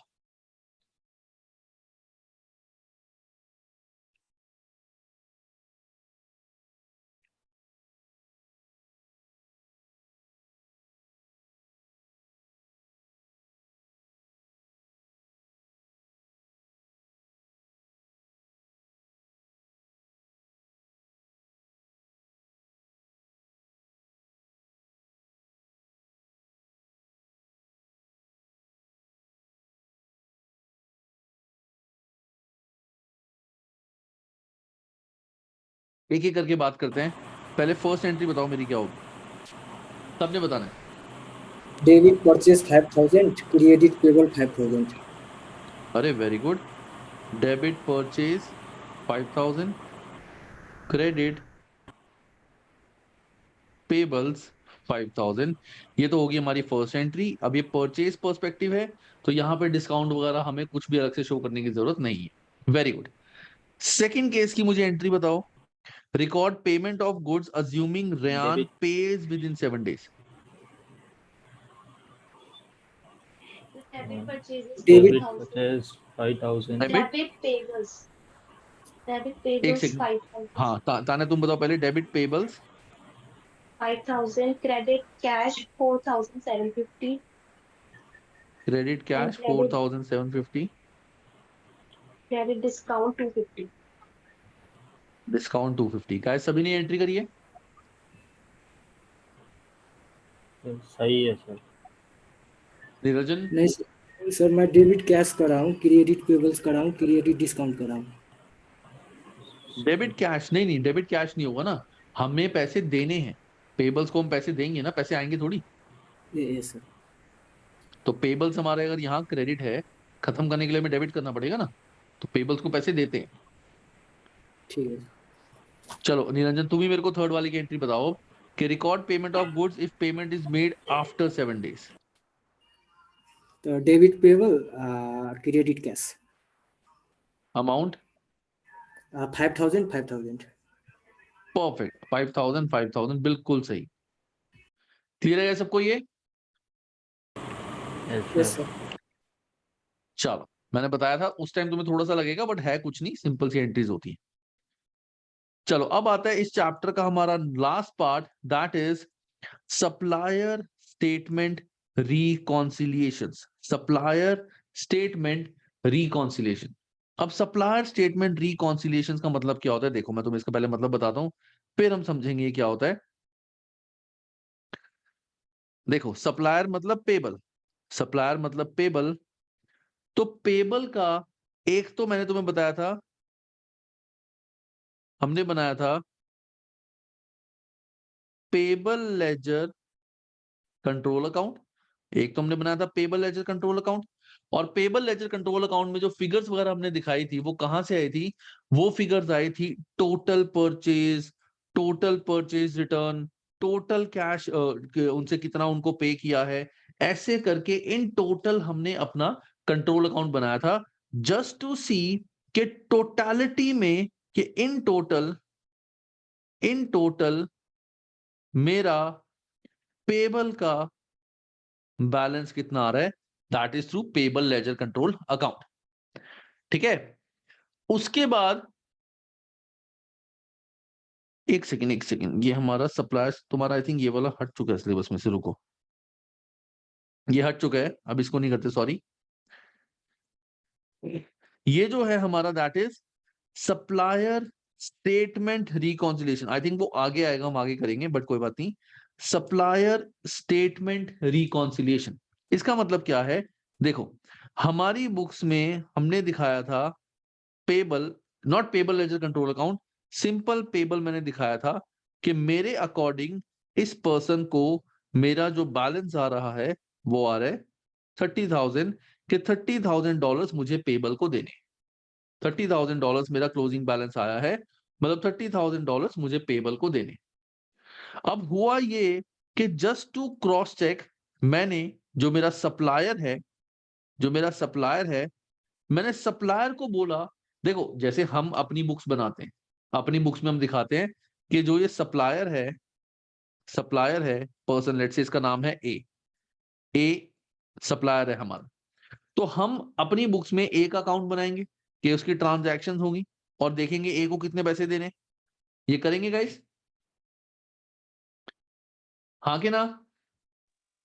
Yes sir. ऐसे ही जो सप्लायर है यानी कि ए, वो हमारी भी तो बुक्स बनाएगा। लेट्स से हम हैं बी, वी आर बी, याद रखना हम हैं बी। हम अपनी बुक्स में ए का अकाउंट बना रहे हैं कि हमें ए को कितने पैसे देने हैं। तो ए भी तो अपनी बुक्स में बनाएगा ना कि बी से मुझे कितने पैसे आने। ए के लिए हम क्या हो जाएंगे, वी विल बी रिसीवेबल, कि कितने पैसे हमें उसको वो बोलेगा कितने पैसे मुझे बी से आने। अब मैंने वैसे ही सप्लायर को बोला, एक दिन फोन करा कि यार मेरे को तेरे को $30,000 देने हैं, मैं तेरे को एक हफ्ते में भिजवा दूंगा। उसने बोला भाई 30,000 नहीं है, तूने मेरे को $39,000 देने हैं। मेरे अकॉर्डिंग जो तेरा बैलेंस आ रहा है वो आ रहा है $39,000। मैं बोलूंगा नहीं नहीं भाई, मेरे अकॉर्डिंग तो 30 आ रहा है। वो बोलेगा ना ना भाई, मैं भी बुक्स बनाता हूँ, मैं भी सारे ट्रांजेक्शन रिकॉर्ड कर रहा हूँ, मेरे अकॉर्डिंग तूने मेरे को 39,000 देने हैं। अब गड़बड़ होगी, हम कह रहे हैं हमें देने 30, वो कह रहे हैं उसको लेने हैं 39,000, तो कुछ तो मिस्टेक है।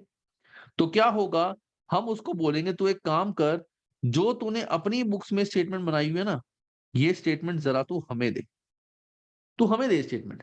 हम चेक करते हैं कि क्या कमी है, क्या मिस्टेक है। क्या हो सकता है तूने मिस्टेक करी हो सकता है हमने मिस्टेक करी हो। तो उसके लिए हम सप्लायर, ये है सप्लायर, उससे मंगाते हैं सप्लायर स्टेटमेंट।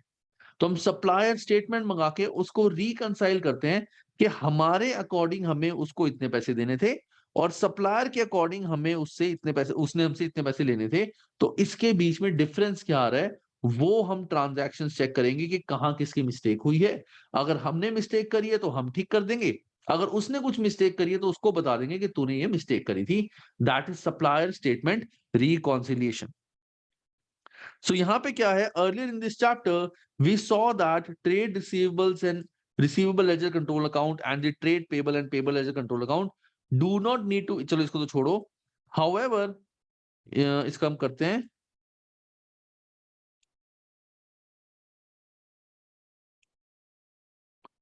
इसको छोड़ो, यहाँ पे ऐसा ही है। अब पहले हम टर्म पढ़ते हैं, what is supplier statement. Supplier statement क्या होती है, कुछ थ्योरी भी इंपॉर्टेंट है कुछ जगहों पे, वो हम करेंगे। तो सप्लायर स्टेटमेंट क्या होती है, a statement is a report sent by an entity, entity मतलब supplier. A statement is a report sent by supplier providing goods or services to another organization which list transactions with that organization। कि अगर हम अपनी बात करें तो supplier हमें एक स्टेटमेंट देगा कि जितनी भी परचेज सेल्स या कुछ भी हमारे थ्रू हुई हैं, उसका स्टेटमेंट जो सप्लायर ने बनाई है वो बना के हमें देगा। That is supplier statement. अब नॉर्मली एक बिजनेसमैन, अच्छा बिजनेसमैन क्या करेगा, supplier statement are often sent on a monthly basis, however this varies depending upon volume and nature of transaction with specific organisation. Normally business में क्या होता है, हम अपनी बुक्स को रेगुलर मेंटेन करने के लिए, अप टू डेट करने के लिए सप्लायर से हर महीने हम स्टेटमेंट मंगाते हैं, सारे सप्लायर से, सो दैट हम ये देख लेंगे हमने कोई गलती तो नहीं करी है, उन्होंने कोई गलती तो नहीं करी। कि काफी लंबा टाइम हो गया तो बाद में हो सकता है वो माने ही ना कि पहले क्यों नहीं बताया आपने, मैं तो लिख चुका हूँ ये चीज, मुझे तो अभी तक यही लग रहा था। तो हम हर महीने उनसे स्टेटमेंट मंगाएंगे, कंफर्म करेंगे, कुछ भी मिस्टेक है हमने ठीक करनी है अपनी बुक्स में कर देंगे, उसको ठीक करानी है उसको एक स्टेट लिस्ट बना के दे देंगे कि ये देखो ये मिस्टेक आपने करी है, हमारे अकॉर्डिंग ये हो चुका है, ये रहा इसका प्रूफ, तो आप अपनी बुक्स में इस चीज को ठीक कर लो। ऐसे हम मंगा के उसे एडजस्ट करेंगे। अब नेक्स्ट जो हमारी इंपॉर्टेंट चीजें आती हैं, वो इंपॉर्टेंट चीज क्या है, ये ध्यान से सुनना, इंपॉर्टेंट चीज क्या है। अब जो मैंने बताया था कि मेरी बुक्स में जो स्टेटमेंट है और जो सप्लायर ने मुझे स्टेटमेंट दिया, ये सप्लायर की स्टेटमेंट, ये मेरी स्टेटमेंट है, इन दोनों के बीच में डिफरेंस क्या क्या हो सकते हैं, इन दोनों के बीच में डिफरेंसेस क्या क्या हो सकते हैं वो देखते हैं। सो पहला डिफरेंस होता है that is called timing difference. Timing difference क्या होता है? जैसे फॉर एग्जांपल, ध्यान से सुनना गाइस, मैंने सप्लायर को चेक उसके बैंक में जमा करा दिया था, मैंने सप्लायर के अकाउंट में चेक जमा करा दिया था $10,000 का, मैंने सप्लायर के अकाउंट में $10,000 का चेक जमा करा दिया था, बट बिकॉज ऑफ कुछ रीजन वो चेक उसके अकाउंट में हफ्ते तक जमा नहीं हुआ। जैसे मान लो 29 दिसंबर को मैंने सप्लायर के अकाउंट में 10,000 डिपॉजिट करा दिए, बुक्स क्लोज होती हैं 31 दिसंबर को, और वो जो चेक है वो एक्चुअली में उसके अकाउंट में पैसे पहुंचे 5 जनवरी को। 5 जनवरी को उसके अकाउंट में पैसे पहुंचे, न्यू ईयर तक किसी ने काम नहीं करा। अब दिसंबर में जब हम बुक्स रिकंसाइल करेंगे, मैं तो अपनी बुक्स में दिखा चुका हूं कि सप्लायर को मैं 10,000 दे चुका हूं। मेरी बुक्स में अगर मैं सप्लायर को पेमेंट करूंगा, पेबल को पेमेंट करूंगा तो डेबिट साइड आएगा, तो मैंने तो दिखा दिया कि सप्लायर को मेरे को 10,000 दे दिए मैंने, तो मेरी बुक्स में पेमेंट बैलेंस कम हो गया। लेट से देने थे 40,000, मैंने कहा 10,000 दे दिए, तो मेरे अकॉर्डिंग बैलेंस रह गया 30,000। दिसंबर में और कोई ट्रांजेक्शन ही नहीं हुई। जब सप्लायर स्टेटमेंट मंगाई, उसने बोला कि देख भाई मेरे को तो ऐसे 40 आने थे, कुछ भी नहीं आया, अभी भी बैलेंस 40,000 ही है। जब मैंने सप्लायर से स्टेटमेंट मंगाई, उसने मेरे को स्टेटमेंट में कहीं नहीं लिखा कि मैंने उसको पैसे दे दिए। अब मैं कह रहा हूं यार मैंने तो लिखा हुआ है पेमेंट कर दी, वो कह रहे पैसे नहीं आए। तो जब मैंने चेक कराया तो मुझे पता चला कि वो जो चेक था वो चेक इस डेट को मिला ही नहीं कर सप्लायर को, उसके अकाउंट में पैसे पहुंचे ही नहीं, बाद में पैसे पहुंचे। अब मुझे बताओ, ध्यान से सुन के बताना, सारे सुन के बताना, इस चीज में किसकी गलती है कि ये चेक उसके अकाउंट में नहीं लगा 31 दिसंबर को? क्या मेरी गलती है या उसकी गलती है? सप्लायर। हमारी?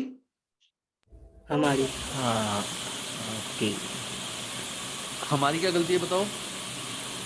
और आपने बोलो बोलो, जो चेक स्टूडेंट्स बोल रहे हैं कि हमारी गलती है, तो हमारी क्या गलती है इसमें? जो चेक हमने भेजा था तो हमें ध्यान रखना चाहिए। नहीं, हम तो जब किसी को चेक देंगे, अगर मैं तुम्हारे को आज की डेट में चेक दूं तो मैं थोड़ी ध्यान रखूंगा कि वो चेक तुम्हारे अकाउंट में कब आया। मैंने तो चेक दे दिया और मेरे पैसे अकाउंट में पैसे हैं, चेक बिल्कुल सही है।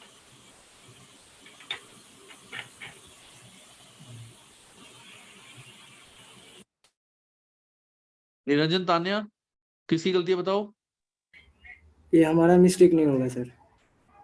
हमारा मिस्टेक नहीं है तान्या? सर सप्लायर की गलती। एक्चुअली इसमें किसी की मिस्टेक नहीं है, इस चीज में किसी की मिस्टेक नहीं है। इसे बोलते हैं वक्त का खेल, इसे बोलते हैं वक्त का खेल। वक्त का खेल मतलब कि ना इसमें हमारी गलती है ना उसकी गलती है, ये सिर्फ टाइम ऐसा था जिसकी वजह से गड़बड़ हो गई। तो इस चीज के लिए ना तो हम इसको अपनी बुक्स में से हटाएंगे, ना हम उसको बोलेंगे कि तू अपनी बुक्स में 10,000 रिकॉर्ड कर। तो सप्लायर भी समझ जाएगा, हम भी समझ जाएंगे कि कोई बात नहीं, पैसे उसको आ जाएंगे, जब पैसे आ जाएंगे वो बाद में अपनी बुक्स में इसको रिकॉर्ड कर लेगा। वो बस जो ये डिफरेंस है, इस डिफरेंस को अलग से रिकॉर्ड कर लेंगे। क्या? इसको लिख देंगे टाइमिंग डिफरेंस, के टाइमिंग डिफरेंस है, इसमें ना उसकी गलती है ना हमारी गलती है, तो ये सही लिखा हुआ है, हमने अपनी बुक्स में ये चीज सही लिखी हुई है, इसको हटाने की जरूरत नहीं है। हमने चेक दिया था, बस इस डेट को नहीं मिला, उसको बाद में मिल गया होगा, तो that is called timing difference. Next आता है एरर और ओमिशन इन पेबल लेजर और सप्लायर स्टेटमेंट, कि या तो हमने अपनी बुक्स में कोई गलती करी है या सप्लायर की जो स्टेटमेंट है उसमें कुछ मिस्टेक्स है। क्या क्या मिस्टेक हो सकती है? रॉन्ग अमाउंट रिकॉर्डेड, कि हो सकता है हमने कुछ गलत अमाउंट रिकॉर्ड कर दिया हो, सेल हुई हो 1,000 की, लिख दिया हो 10,000, या परचेज सॉरी हुई हो 1,000 की, लिख दिया हो 10,000, पेमेंट करी हो 1,000 की, लिख दिया हो 10,000, ऐसी मिस्टेक हो सकती है। मिसिंग ट्रांजैक्शंस, हो सकता है मैं कोई चीज मिस कर गया हूं लिखने से अकाउंट में, या हो सकता है वो मिस कर गया हो। डुप्लीकेट ट्रांजैक्शन, हो सकता है मैंने एक ही परचेज को 2 बार लिख दिया हो, या उसने जो मैंने उसको उसने अपनी बुक्स में सेल 2 बार लिख दी हो। दूसरा, सप्लायर इनवॉइस और credit note allocated against wrong supplier in accounting record. मतलब इसका मतलब क्या है? इसका मतलब है कि जो सप्लायर था, गलती से हमने जो परचेज रिटर्न था वो किसी और कस्टमर में डाल दिया, तो परचेज रिटर्न इसमें लिखना था, गलती से किसी और कस्टमर में लिख दिया, या उसने अपनी बुक्स में सेल्स रिटर्न यहां ना लिखे कहीं और लिख दिया, बेसिकली मिस्टेक। ऐसी मिस्टेक्स हो सकती हैं जो हमें ठीक करनी पड़ती है। तो ये थ्योरी के लिए इंपॉर्टेंट क्यों है, क्यों इंपॉर्टेंट है? देखो द डिफरेंस, एक second,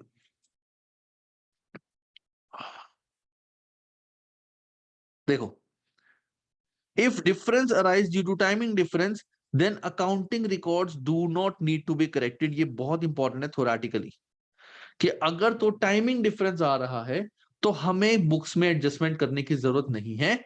if difference is due to error और omission then adjustments are required. अगर कोई गलती हमने करी है, टाइमिंग डिफरेंस नहीं है, कोई और मिस्टेक है, तो हमें अपनी बुक्स में उसको ठीक करना पड़ेगा, एडजस्ट करना पड़ेगा। चलो अब आगे करते हैं एक्टिविटी नंबर 3। अब ये क्वेश्चन तुम्हारे को मैं ही कराता हूं। देखो ये क्वेश्चन करते हैं। Shown below a supplier statement receive from credit supplier Jack Jackson and the supplier account as shown in Silver's payable ledger. कि जैक जैक्सन ने हमें एक तो स्टेटमेंट दी अपनी, that means this is supplier statement जो उसने बना के दी। क्या है एक बार स्टेटमेंट देखते हैं। फर्स्ट मई को सप्लायर ने लिखा कि इतने पैसे आने थे, इस डेट को इतनी पेमेंट उसको मिल गई, इस डेट को इतनी पेमेंट मिल गई, इस डेट को, ये है बैलेंस, दिस इज बैलेंस। जैसे बैंक का अकाउंट होता है सेम वैसे, कि इतने पैसे हमें उसको देने थे, इतनी पेमेंट हमने उसको कर दी तो इतना बैलेंस रह गया। इस डेट को इतनी हमने गुड्स परचेज करी, बैलेंस बढ़ गया। इस डेट को परचेज रिटर्न, इस डेट को और परचेज, इस डेट को और परचेज, तो 29 मई को टोटल इतना अमाउंट है जो हमें जैक ने बताया है कि हमें उसको इतने पैसे देने, हमें जैक को उसकी बुक्स के अकॉर्डिंग इतने पैसे देने। हम जो अपना लेजर बनाते हैं, जब मैंने अपना लेजर बनाया, देखो बिल्कुल टी शेप वाला लेजर है, इसमें जो मेरा बैलेंस आ रहा है वो बैलेंस जब मैंने निकाला, एक सेकंड, यहाँ पे बैलेंस लिखा नहीं हुआ, हम निकाल देते हैं। ये जो बैलेंस आ रहा है इसका बैलेंस है 900 प्लस 2340 प्लस 725 माइनस 750 माइनस 150। तो यहां जो मेरा बैलेंस आ रहा है दैट इज 3067, नहीं 3067 नहीं, sorry, 900 plus 2342 plus 725 minus 750 minus 150, that is 3067। अब देखो सप्लायर के अकॉर्डिंग हमें उसको पैसे देने हैं 4317, हमारी बुक्स के अकॉर्डिंग हमें उसको पैसे कितने देने हैं 3067। तो कुछ तो गड़बड़ है दया, वो कह रहे ज्यादा पैसे आने हैं, हम कह रहे कम पैसे देने। तो अब हम जरा ट्रांजैक्शंस चेक करते हैं। नीचे इसमें क्या लिखा हुआ है, हमें ये स्टेटमेंट बुक बना के देना है। देखो अब मैं थोड़ा सा छोटा करता हूं, अब लेट्स कंपेयर, बहुत ध्यान से देखना गाइस, बहुत ध्यान से। ये रियलिटी में जब तुम अकाउंटिंग करोगे, बिजनेस एसीसीए बनोगे, तुम ऑडिट्स करोगे, तो ये चीजें तुम्हारे को करनी पड़ेगी। सप्लायर ने बोला कि स्टार्टिंग में इतने पैसे उसको आने थे, हमने अपना अकाउंट चेक किया जैक जैक्सन का, उसमें भी बैलेंस हमारा पेबल 90 है, तो ये तो सही है, दिस इज राइट, इसमें कोई दिक्कत नहीं है। हमने दिखाया 10th मई को हमने उससे परचेज किए थे 2342 के, 10th मई को परचेज किए थे 2342 के, 10th मई को परचेज है 2342, तो ये सही लिखा हुआ है, ये ठीक है। 22nd मई को हमने परचेज किए थे 725 के, 22nd मई को हमने परचेज किए थे 725 के, ये भी सही है। 2nd मई को पेमेंट करी थी हमने 750 की, 2nd मई को पेमेंट हुई थी 750, ये भी सही है। क्रेडिट नोट सेल्स रिटर्न 150 का हमने उसको कब करा था 17 मई को, 17 मई को सेल्स रिटर्न, ये भी सही है, मतलब ये सब कुछ सही है। अब प्रॉब्लम क्या है, प्रॉब्लम है इस चीज की, उसने अपनी बुक्स में दिखाया हुआ है कि 1250 का उसको एक इनवॉइस, मतलब उसने हमें इतने सेल किए थे 1250 के, और हमारे में कहीं पे भी ये परचेज नहीं है 1250। अब एज अ बिजनेसमैन हम क्या करेंगे, हम चेक करेंगे कि क्या ये इनवॉइस सच्ची में हमने परचेज करा था, या गलती से उसने हमें हमारे अकाउंट में लिख दिया। हो सकता है उसने सेल किसी और को कराओ, गलती से हमारे अकाउंट में डाल दिया हो, या हो सकता है कि हमने अपनी बुक्स में सेल लिखनी हो लेकिन हमने लिखी, ओ सॉरी, परचेज लिखनी हो, हम लिखना भूल गए हो, अकाउंटेंट लिखना भूल गया हो, मिस्टेक हो गई हो, तो वो चीज अब हम चेक करेंगे। तो ये हमारा जो आ रहा है वो डिफरेंस आ रहा है। तो अगर हम वैसे भी डिफरेंस देखें, मेरा जो अमाउंट आ रहा था वो आ रहा था 3067, इसके अकॉर्डिंग मैंने पैसे देने हैं 4317, सप्लायर के अकॉर्डिंग मैंने पैसे उसको देने हैं 4317, मेरे अकॉर्डिंग मैंने देने हैं 3067। इनका डिफरेंस निकाल लेता हूं, 4317 माइनस 3067, तो 1250 का डिफरेंस आ रहा था as per in total balance में 1250 का डिफरेंस आ रहा था। और देखो एग्जैक्ट चीज पता लग गई कि जो डिफरेंस आ रहा था वो इसी बिल का है। हो सकता है और भी चीजें होती, लेकिन यहां क्लियर है कि जो डिफरेंस आ रहा है वो 1250 का आ रहा है, और वो 1250 एक ये ट्रांजैक्शन। अब इसके बारे में हम डिस्कस करेंगे। This is the question. देखो, समझो, कोई भी डाउट अगर इसमें है गाइस तो प्लीज मुझसे पूछो।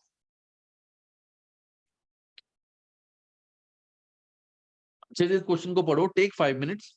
तुम्हारे को एग्जाम में ऐसा नहीं आने वाला, बट एसीसी का कुछ नहीं पता, वो एक ऐसा क्वेश्चन डाल दे और तुमसे पूछे बताओ कौन से इनवॉइस में डिफरेंस आ रहा है, 4 ऑप्शन दे दे, तो तुम्हें वो चीज निकालनी पड़ेगी कि कहाँ डिफरेंस आ रहा है।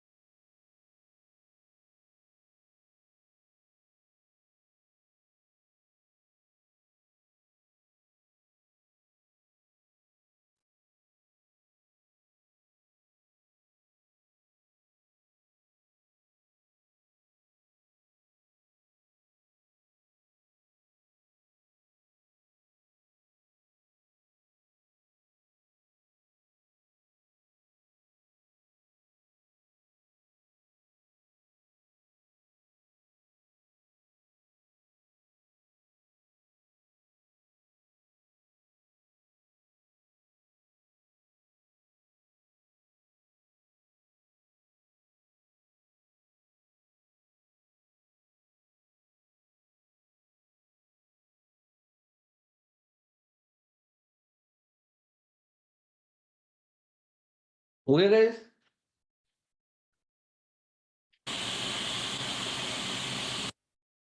Niranjan, Tanya, yes yes sir. Sir. चलो अब यहाँ पे इन्होंने क्या बोला हुआ है, calculate the balance of the supplier account in Silver's payable ledger and reconcile हमें करना है।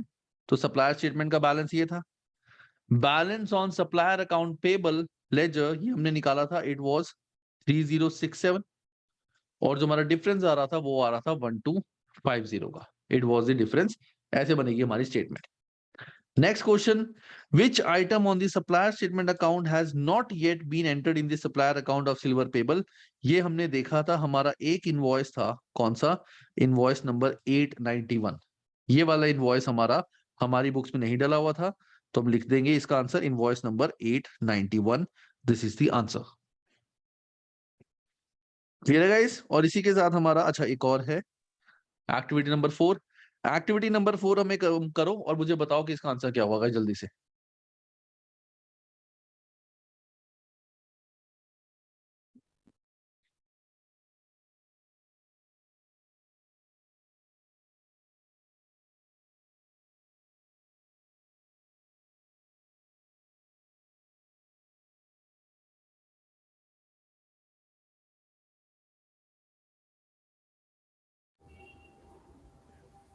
सर डेबिट पर 27, credit trade payable 27। Debit purchase 27, credit trade payable 27। Okay Tanya, Rohan, Yes, sir. Third option. Okay Rohan, Rohan sir मेरा भी वही आ रहा है। यही आ रहा है? हाँ ठीक है, परफेक्ट। तो गाइस इसी के साथ हमारा जो चैप्टर है, ये चैप्टर नंबर 14, ये भी हमारा खत्म होता है। चैप्टर नंबर 14 ये भी हमारा खत्म होता है। अच्छा मुझे एक बात बताओ, तुम्हारे को जो टेस्ट मिला था, टेस्ट अभी कौन से चैप्टर तक का मिला था लास्ट? Sir, 1 to 6. 1 to 6 ना? तो Yes, अब sir. तुम्हारा ना test next I think 7 to 11 chapters का टेस्ट होगा। तो 7 to 11 चैप्टर्स का तुम्हारा टेस्ट, 11 या 12 वाइल डिस्कस, वो टेस्ट तुम्हारा है। तो इस वीकेंड तुम्हारे को 7 to 11 चैप्टर्स जो है वो सारे करने अच्छे से, और नेक्स्ट वीक हमारा स्टार्ट होगा नेक्स्ट चैप्टर। और गाइस अब एक चीज मैं तुम सबको बता दूं, अभी तक जो हमने पढ़ा था वो थोड़ा सा हमारा एक बेस चल रहा था, ठीक है, थोड़ा सा हमारा एक बेस चल रहा था। तो बेस अब सबका मोस्टली क्लियर है, क्योंकि तुम एग्जाम के क्वेश्चंस भी करोगे। अब जो हमारे चैप्टर्स आएंगे, अब थोड़े बड़े बड़े चैप्टर स्टार्ट होने वाले हैं हमारे, ठीक है, बड़े बड़े चैप्टर्स हैं। तो तुम एक्सपेक्ट कर सकते हो कि हमारी क्लास जो है वो शायद थोड़ी सी एक्सटेंड हो, 2 आवर 15 मिनट्स, थोड़ी सी एक्सटेंडेड हो, ठीक है। तो ये चीज मैं एक्सपेक्ट करता हूं। दूसरा मैं एक्सपेक्ट करता हूं कि इस पॉइंट पे हम जब मंडे से हमारा नेक्स्ट चैप्टर स्टार्ट करें, it is expected from all of you कि पिछले सारे चैप्टर्स के तुमने एग्जाम किट के क्वेश्चन सॉल्व करे हो। जितने भी डाउट्स तुम्हारे एग्जाम किट में है गाइस, प्लीज सॉल्व करना। अगर डाउट्स आए किसी भी क्वेश्चन में तो प्लीज मुझे बताना, मैं वो सारे डाउट्स तुम्हारे लूंगा। मुझे ग्रुप में क्वेश्चन नंबर जो है मैसेज कर देना बस मंडे तक, जब भी तुम एग्जाम किट सॉल्व करो, कि जो भी क्वेश्चन नंबर है 4.7 5.6 जो भी हो, ग्रुप में मैसेज कर देना, so that I can plan the next class के फर्स्ट हाफ में मैं पहले सारे जो भी डाउट्स है वो सॉल्व करूं। लेकिन प्लीज जितने भी डाउट्स सबके आ रहे हैं, अगर डाउट्स आ रहे हैं तो मुझसे पूछना, और एक एक चीज का कॉन्सेप्ट तुम्हारा बहुत अच्छे से क्लियर होना चाहिए फॉर दीज 14 चैप्टर्स जो हमने अब तक कवर कर लिए। तो हमने आज एक तरह से 50 to 60% ऑफ अपना सिलेबस जो है वो कंप्लीट कर लिया है। तुम कहोगे चैप्टर्स तो हमने 14 कर लिए हैं, तो चैप्टर्स तो ज्यादा कर लिए। It's not about the chapters, अभी तो सिर्फ एक बेस बन रहा था, अब चीजें थोड़ी बड़ी बड़ी आएंगी। इनकम्प्लीट रिकॉर्ड, इन सबका एक कंबाइंड चैप्टर है। करेक्शन ऑफ एरर्स ये जर्नल से बनता है, ये काफी ज्यादा इंपॉर्टेंट है, बहुत ज्यादा इंपॉर्टेंट है। बैंक रिकंसिलिएशन ये भी बहुत इंपॉर्टेंट है, ये थोड़ा सा अलग है, जो तुमने पढ़ा है उन सबसे बिल्कुल अलग है, ठीक है। उसके बाद तुम्हारा आएगा preparation of sole traders financial statement, इसके तुम्हारे 15 मार्कर्स क्वेश्चन आ सकते हैं। इवेंट्स आफ्टर रिपोर्टिंग पीरियड ये थ्योरी का चैप्टर है। कैश फ्लो स्टेटमेंट ये तुम्हारा थ्योरी का चैप्टर है। इंट्रोडक्शन टू कंपनी अकाउंटिंग ये तुम्हारा अच्छा चैप्टर है, इसमें काफी सारी चीजें आएंगी। ये जो तीनों चैप्टर हैं ये बहुत ही इंपॉर्टेंट चैप्टर्स हैं, बहुत ही इंपॉर्टेंट, क्योंकि इसमें इसके बड़े क्वेश्चंस आने के चांसेस काफी हाई होते हैं। और ये पूरे के पूरे चैप्टर्स तुम्हारे F7 में एज इट इज हैं, बल्कि इनका एक्सटेंडेड वर्जन है F7। तो और ये सबसे बड़े क्वेश्चंस होते हैं, पूरा हमारे को फॉर्मेट कॉपी में हमें बनाना पड़ेगा, तभी हम इसके आंसर्स दे पाएंगे। तो बहुत अच्छे क्वेश्चंस हैं, बहुत। तो ये लंबे चलते हैं हमारे। अभी तक जो हमने पढ़ा था एक दिन में एक क्लास हो रही थी, अब जो नेक्स्ट होगा वहां पे एक क्लास को करने में हो सकता है हमें 2 दिन लग जाए। तो इसीलिए अब से बकल अप अच्छे से। क्लासेस हमारी थोड़ी सी लंबी होंगी, will cover more syllabus in next class. अभी तक के जितने भी चैप्टर्स हमने कर लिए हैं वो प्लीज सारे के सारे के एग्जाम के क्वेश्चंस कर लेना गाइस, ठीक है। मैं हर क्लास में बोलता हूँ, डाउट्स कोई पूछता नहीं है मुझसे, मैं एक्सपेक्ट करता हूँ कि डाउट्स पूछे बच्चे, बट कोई पूछता ही नहीं है। I don't know what's the reason, maybe you are intelligent, so intelligent कि तुम्हें डाउट्स आते ही नहीं है, या फिर तुम नहीं कर रहे। अगर डाउट्स नहीं आ रहे तो इट्स गुड कि डाउट्स नहीं आ रहे, फिर शायद मैं अच्छा पढ़ा रहा हूँ, तुम्हें डाउट्स नहीं आ रहे। लेकिन ऐसा अभी तक हुआ नहीं है, क्योंकि डाउट्स थोड़े बहुत बच्चों के आते हैं। तो जो भी हो, please make sure you do exam kit questions, all exam kit questions. क्योंकि ऐसा ना हो जब तुम लास्ट में पहुंच जाओ और जब रिवीजन करो, वहां तुम्हारे एग्जाम किट में बहुत सारे क्वेश्चंस में डाउट आए, क्योंकि वहां तुम्हारे को मिक्स बैंक क्वेश्चंस आएंगे, वो कई क्वेश्चंस होंगे मिक्स बैंक क्वेश्चंस। वहां से तुम बोलो सर हमें तो डाउट आ, ये क्वेश्चन समझ नहीं आ रहा, जबकि एग्जाम किट में सेम क्वेश्चन। ऐसी चीज ना हो, तो कोई भी चीज हो अच्छे से करना, ठीक है गाइस। Yes sir. अब क्लास करते हैं मंडे को जो टेस्ट होगा मैं तुम्हारे को ग्रुप में लिख दूंगा कि कौन से चैप्टर का हमारा टेस्ट है, वो I message on the Monday. And Monday से थोड़ा सा बकल अप, क्लासेस भी बिल्कुल टाइम पे स्टार्ट हो जाएंगी हमारी। 4:30 है तो 4:30, और 6:30 6:45 तक क्लास विल बी एक्सटेंडेड। चलो bye guys, take care, thank you sir. Bye sir. Bye.